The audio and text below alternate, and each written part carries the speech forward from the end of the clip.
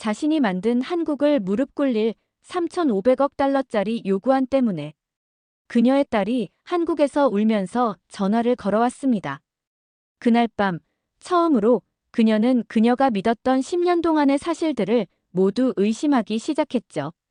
그녀가 그동안 눈치채지 못했던 미국의 진짜 진실은 무엇이었을까요?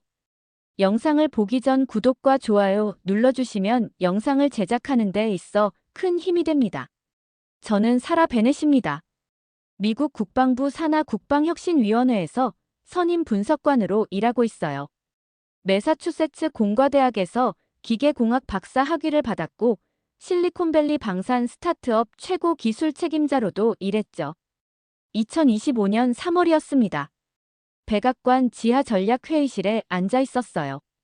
국가안보보좌관, 국방장관, 대통령까지 모두 모였죠. 저는 한국재협상 태스크포스의 핵심 분석관으로 참석했습니다. 아니 정확히 말하면 제가 그 계획을 설계한 사람이었어요. 회의실 화이트보드에는 제가 작성한 수식과 그래프가 빼곡했습니다. 3,500억 달러라는 숫자가 보드 한가운데 크게 적혀 있었죠. 한국 국내 총생산의 12%, 외환 보유액의 80%에 해당하는 금액이었어요. 저는 레이저 포인터를 들고 설명했습니다. 수학적으로 불가능한 숫자가 아니라고요. 한국은 선택권이 없다고 말했죠. 미국 없이는 북한 위협도 막을 수 없고 반도체 시장도 유지할 수 없으니까요. 대통령이 팔짱을 끼고 제 발표를 듣더니 엄지를 치켜 세웠어요. 사라, 당신이 내 최고 무기야. 회의실 안 모든 사람이 고개를 끄덕였습니다. 사실 저는 한국을 그다지 높게 평가하지 않았어요. 10년 전 일이 있었거든요. 한국 대기업과 합작 프로젝트를 진행했는데 제가 설계한 완벽한 기술 이전 방안을 한국 측에서 거절했습니다. 우리 엔지니어들의 일자리를 생각해야 한다는 이유였죠. 이해할 수 없었어요. 기술적으로 완벽한 제안인데 감정적인 이유로 거절하다니요. 결국 그 프로젝트는 무산됐고 저는 승진해서 누락됐습니다. 그날 이후 마음속으로 다짐했어요. 언젠가 이 나라들이 누구 손바닥 위에 있는지 증명하겠다고요. 그래서 이번 계획은 저에게 특별했습니다. 단순한 업무가 아니었죠. 10년 전 그 굴욕을 갚을 기회였어요. 동맹이라는 건 결국 계약입니다. 우정이나 의리 같은 감상적인 것들이 끼어들 자리는 없어요. 회의가 끝나고 사무실로 돌아왔을 때 휴대폰에 메시지가 와 있었습니다. 딸 에밀리한테서였어요. 에밀리는 지금 서울에서 교환학생 생활을 하고 있거든요. 이혼 후 혼자 키우는 17살 딸이죠. 메시지를 열어봤어요. 엄마, 서울 사람들 진짜 친절해. 여기 음식 최고야. 사진도 함께 왔더군요. 에밀리가 한국 친구들과 김치찌개를 먹으며 웃고 있는 모습이었습니다. 저는 잠깐 화면을 바라보다가 휴대폰을 내려놨어요. 딸아이가 즐겁게 지내니 다행이라고 생각했죠. 하지만 그게 전부였습니다. 제 머릿속은 온통 내일 발표될 최후 통첩으로 가득했어요. 다음 날 아침 백악관 브리핑룸은 기자들로 가득 찼습니다. 저는 뒤편에 서서 발표를 지켜봤어요.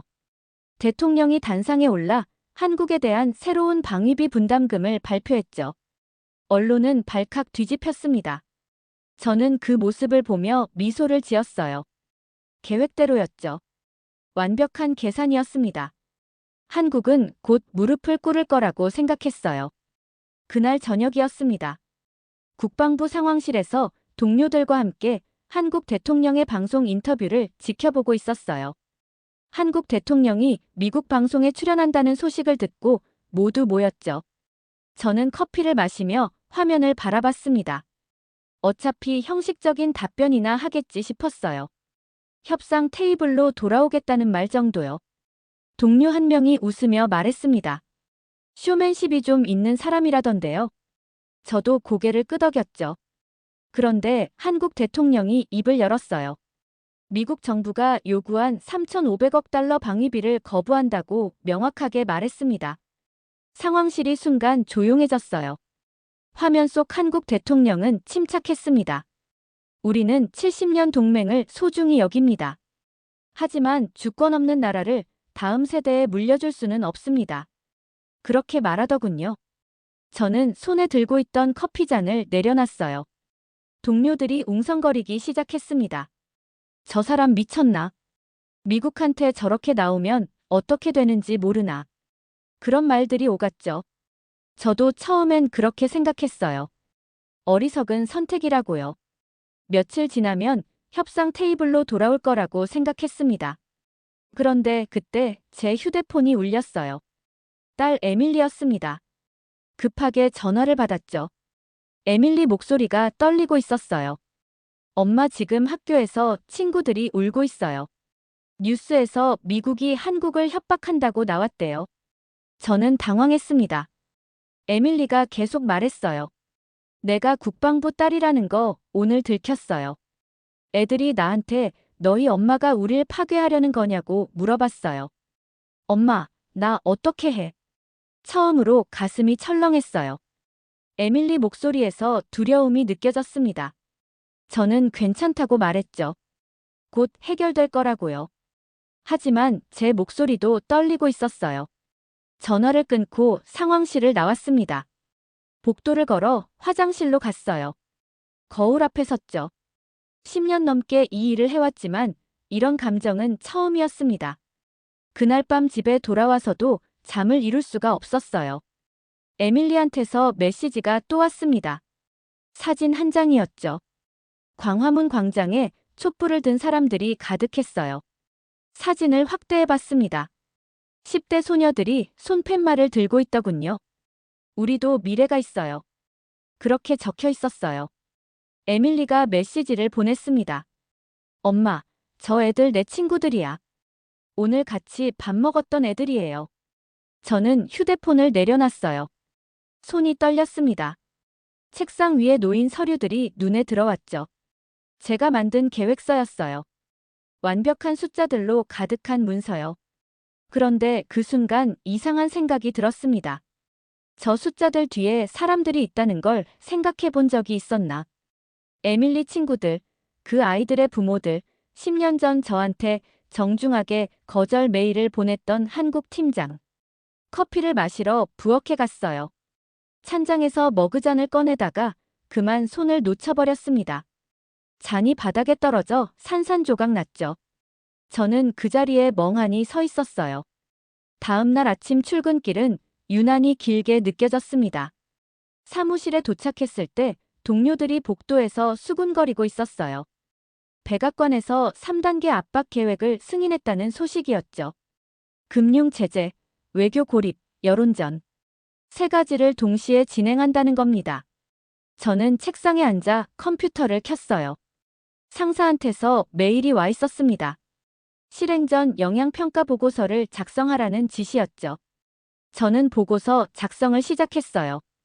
한국 경제에 미칠 영향, 동맹국 반응, 군사적 효과. 숫자를 입력하고 그래프를 만들었습니다. 그런데 이상했어요. 뭔가 계속 걸리는 겁니다. 반도체 공급망 부분에서 손이 멈췄어요. 한국이 반도체 공급을 줄이면 어떻게 될까? 데이터를 다시 확인했습니다. 미국 인공지능 산업이 최소 18개월 마비된다는 계산이 나왔어요. 저는 깜짝 놀랐습니다. 18개월이라니요. 엔비디아, 구글, 마이크로소프트 모두 타격을 받는다는 뜻이었죠. 다음 항목을 확인했어요. 한화오션의 미국 해군 정비 사업이었습니다. 한화오션이 철수하면 태평양 함대 가동률이 40%나 떨어진다는 수치가 나왔어요.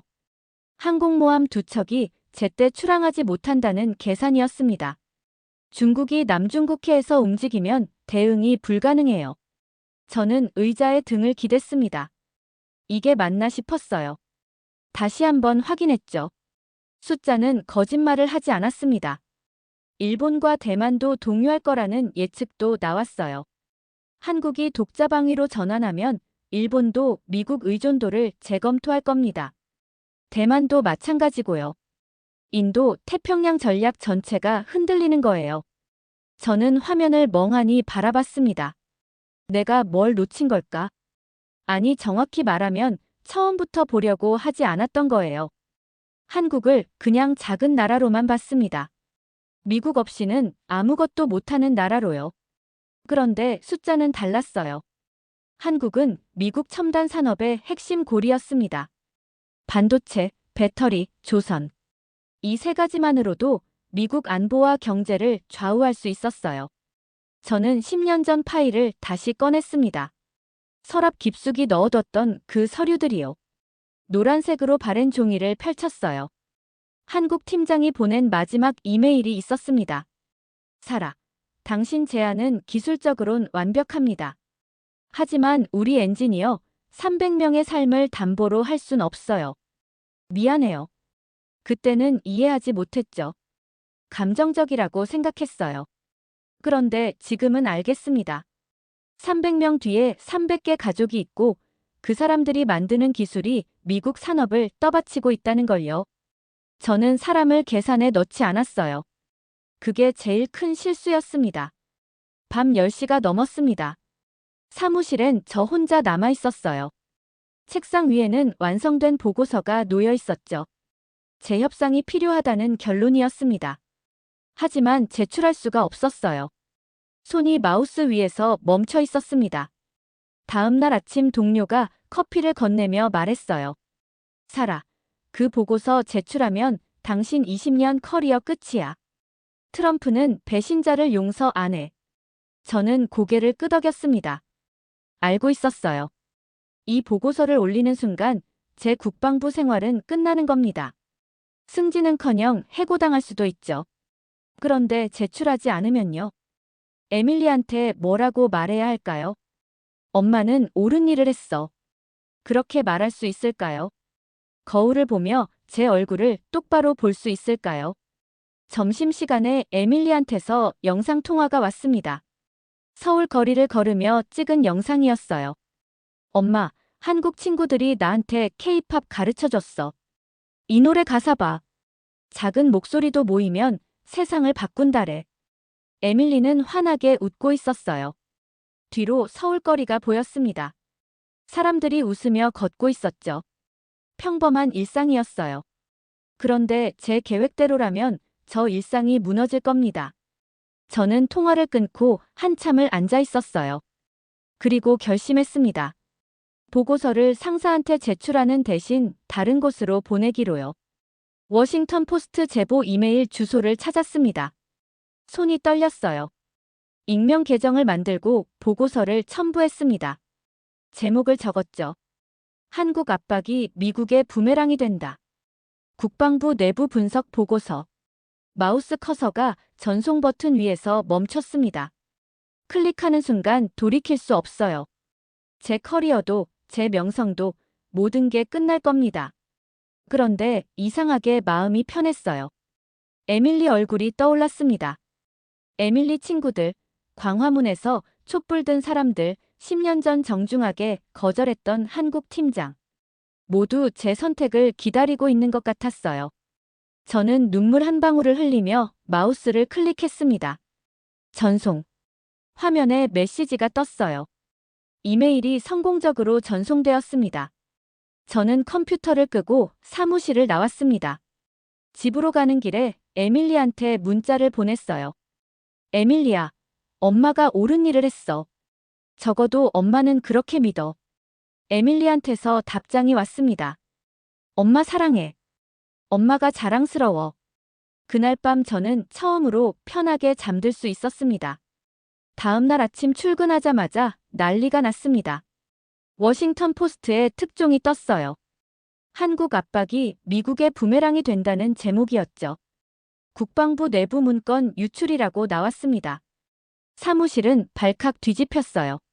상사가 회의실로 사람들을 불러 모았습니다. 누가 유출했는지 찾아내겠다고 소리를 질렀죠. 저는 조용히 앉아 있었어요. 기사가 나간 지 2시간 만에 실리콘밸리에서 반응이 왔습니다. 엔비디아 최고 경영자가 백악관 긴급 면담을 요청했어요. 애플, 구글도 마찬가지였죠. 하지만 백악관은 모두 거부했습니다. 점심시간에 또 다른 뉴스가 터졌어요. 실리콘밸리 100대 기업이 공동 성명을 발표했습니다. 한국은 파트너지 속국이 아니다. 그렇게 적혀 있었죠. 오후에 상사가 제 책상으로 왔습니다. 사라, 당신 요즘 좀 이상해. 한국에 있는 딸 때문에 감상적이 된 거 아냐? 저는 고개를 저었어요. 아닙니다. 상사는 제 눈을 빤히 쳐다보더니 돌아갔습니다. 의심하고 있다는 걸 알 수 있었죠. 퇴근길에 에밀리 음성 메시지를 다시 들었습니다. 엄마, 오늘 한국 할머니가 내 손 잡고 울면서 고맙다고 했어. 엄마, 전쟁은 안 나는 거지. 저는 눈물이 핑 돌았어요. 집에 도착해 뉴스를 켰습니다. 삼성전자가 미국 신규 투자를 보류했어요. 대신 국내 반도체 공장 증설을 발표했죠. SK하이닉스도 대미 메모리 반도체 공급을 50% 감축한다고 발표했습니다. 엔비디아 주가가 장중 12% 폭락했다는 속보가 떴어요. 저는 화면을 멍하니 바라봤습니다. 한국이 진짜로 맞서고 있었어요. 다음 날 아침 더 큰 뉴스가 있었습니다. 애플이 아이폰 생산 일정을 연기한다고 발표했어요. 한국산 부품 수급에 차질이 생겼다는 이유였죠. 구글도 데이터 센터 확장 계획을 중단했습니다. 실리콘밸리가 패닉에 빠졌다는 보도가 쏟아졌어요. 점심시간에 동료가 제 옆에 앉았습니다. 사라, 이거 우리가 예상한 것보다 심각한 거 아니야? 저는 고개를 끄덕였어요. 동료가 작은 목소리로 물었습니다. 솔직히 말해봐. 우리가 이길 수 있을까? 저는 잠시 망설이다가 대답했죠. 모르겠어요. 그날 저녁 라디오를 켰습니다. 경제 전문가가 말하더군요. 한국의 반도체 초격차 기술은 단기간에 대체 불가능합니다. 미국이 먼저 손을 내밀어야 할 겁니다. 저는 핸들을 꽉 쥐었어요. 제가 설계한 완벽한 계획이 무너지고 있었습니다. 일주일이 지났습니다. 한화오션이 미국 해군 정비 사업에서 철수한다고 발표했어요. 국방부는 발칵 뒤집혔죠. 긴급회의가 소집됐습니다. 태평양 함대 가동률이 40%나 떨어진다는 보고가 나왔어요. 항공모함 두 척이 정비 일정을 맞추지 못하게 됐죠. 회의실에 앉아있던 해군 제독이 책상을 쾅 쳤습니다. 한국 조선소 하나 때문에 우리 함대가 마비된다고. 하지만 어쩔 수 없었어요. 대체할 곳이 없었습니다. 그날 오후 의회에서 청문회를 소집한다는 소식이 들렸어요. 한국 사태 긴급 청문회였습니다. 집으로 돌아와 에밀리한테 전화를 걸었어요. 에밀리가 물었죠. 엄마, 미국이랑 한국 꼭 싸워야 해. 저는 한참을 생각하다가 말했습니다. 아니야. 싸울 필요 없어. 전화를 끊고 거울 앞에 섰어요. 이대로는 안 되겠다는 생각이 들었습니다. 뭔가 해야 했죠. 다음 날 아침 저는 의회 사무실에 전화를 걸었습니다. 청문회 증인으로 자진 출석하겠다고 말했어요. 담당자가 놀라며 물었죠. 무슨 증언을 하실 건가요? 저는 대답했습니다. 진실을요. 청문회 당일 아침이었어요. 거울 앞에서 옷을 입으며 에밀리를 떠올렸습니다. 10년 전 한국 팀장도 생각났죠. 의회 청문회장에 들어섰습니다. 방청석이 가득 찼어요. 저는 증인석에 앉아 선서를 했습니다. 위원장이 질문을 시작했어요. 오늘 어떤 증언을 하러 오셨습니까? 저는 심호흡을 하고 입을 열었죠. 제가 3,500억 달러 요구안을 설계했습니다. 방청석이 술렁였어요. 하지만 제가 계산하지 않은 게 있었습니다. 바로 사람이었어요. 한국 엔지니어들의 자존심, 10대 학생들의 눈물, 70년 동맹의 신뢰. 이건 엑셀시트에 넣을 수 없는 변수였습니다. 제 딸이 서울에서 배운 걸 저도 이제 알았습니다. 작은 나라도 존엄이 있고 그 존엄을 지키려는 사람들 앞에선 제국도 무릎 꿇는다는 것을요. 방청석에서 박수가 터져 나왔습니다. 한국계 미국인들이 일어서서 박수를 쳤어요. 저는 눈물을 참으며 계속 말했죠. 우리는 한국을 얕잡아 봤습니다. 미국 없이는 아무것도 못하는 나라라고 생각했어요. 하지만 틀렸습니다. 한국은 우리 첨단 산업의 심장이었어요. 청문회가 끝나고 복도로 나왔을 때 휴대폰이 울렸습니다. 상사한테서였어요. 살아. 당장 짐 싸. 해고야. 저는 담담하게 대답했죠. 알겠습니다. 청문회 다음 날 아침이었습니다. 뉴스를 켜니 제 증언이 톱뉴스로 나오고 있었어요. 국방부 핵심 분석관의 충격 고백이라는 제목이었죠. 소셜미디어가 난리였습니다. 제 이름이 실시간 검색어 1위에 올랐어요. 어떤 사람들은 배신자라고 욕했고, 어떤 사람들은 용기 있다고 칭찬했죠. 점심때쯤 에밀리한테서 전화가 왔습니다. 엄마 괜찮아. 저는 웃으며 대답했어요. 괜찮아. 엄마는 옳은 일을 했으니까. 오후에 큰 뉴스가 터졌습니다. 캐나다 총리가 성명을 발표했어요. 동맹은 상호 존중을 기반으로 해야 한다고 말했죠. 호주, 독일 총리도 비슷한 입장을 밝혔습니다. 미국 동맹국들이 하나둘 한국 편을 들기 시작한 거예요. 저녁 뉴스에서는 더 충격적인 소식이 나왔습니다. 미국 하원에서 대통령 탄핵 소추안이 발의됐어요. 공화당 의원 30명이 당을 이탈해 찬성 의사를 밝혔죠. 저는 소파에 앉아 화면을 멍하니 바라봤습니다. 제가 던진 작은 돌멩이가 이렇게 큰 파장을 만들 줄은 몰랐어요. 다음 날 아침 현관문을 열었습니다. 문 앞에 꽃다발이 수십 개 놓여 있었어요. 카드를 읽어봤습니다. 쉬운 길 대신 옳은 길을 선택해줘서 고마워요. 저는 울컥했어요. 늦었지만 옳은 선택을 했다는 걸 알았습니다.